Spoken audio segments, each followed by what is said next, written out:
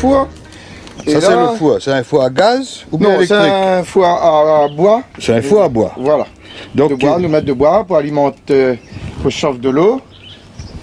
Et dans l'alambic, là, on a un tamis. Un tamis. Pourquoi ils mettent tamis? Au moins, le géranium n'est pas en contact avec de l'eau. Il ne touche pas de l'eau. Et le géranium sera dessus. Au moins, c'est la vapeur que de l'eau va bouillir là, va faire cuire branches et feuilles de géranium. Et ça, c'est le géranium que la fin cuit, il devient en compost.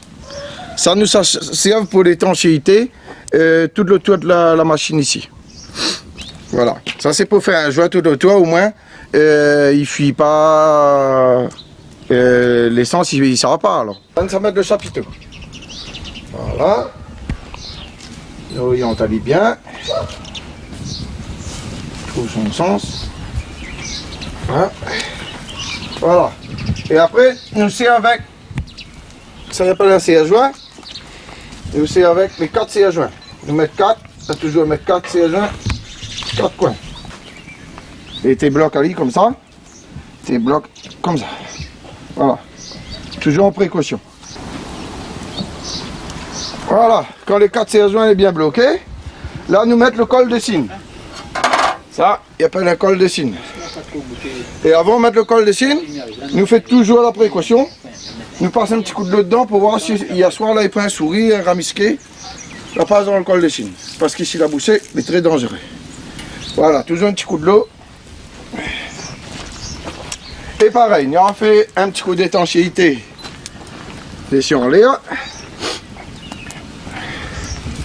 Toujours au moins la pointe de fuite.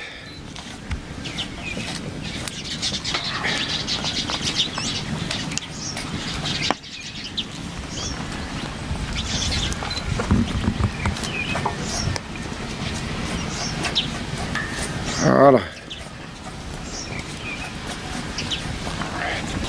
L'un il pousse en haut et l'autre il pousse en bas.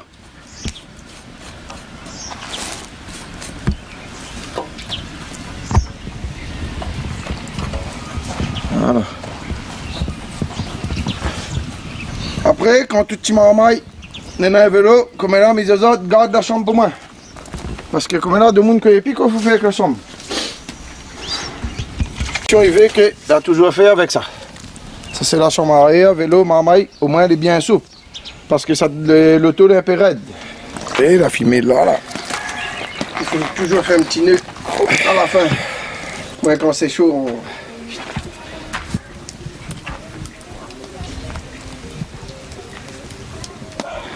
Voilà.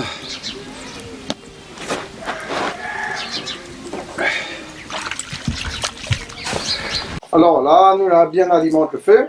On fait bouillir de l'eau, cuire les branches et après, la vapeur il passe ici dans le col de cygne et arrive ici d'un refroid géant. Ça s'appelle un refroid géant.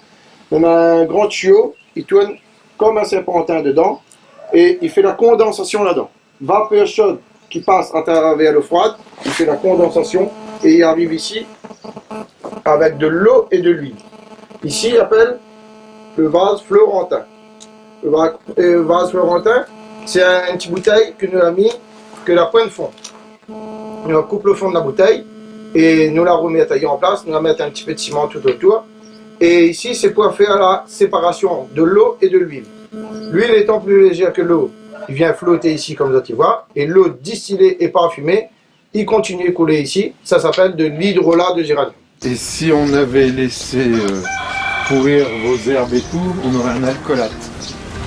Et en même temps, nous boire ça pour la grippe, pour nous baigner nous avec, petits boutons chez le visage. Et aussi pour pas s'asservir dans la case, au moins il fait fuir un moustique, un koala et tous les insectes en général. À la fin, on a un petit procédé assez particulier pour tirer l'essence. C'est que quand de l'eau arrive là, nous appuie ici et nous tire l'essence par ici, par ce petit tige. C'est ça, ici, ce petit tige en l'air. Je suis très surpris de la couleur. C'est vraiment... Mais après, si on fait une cuite de géranium rosa en Allemagne, elle a deux couleurs, l'huile, à deux périodes différentes. Par exemple, en hiver, il n'a pas la même couleur qu'en été. En hiver, elle est un peu plus claire et l'été est un peu plus marron foncé.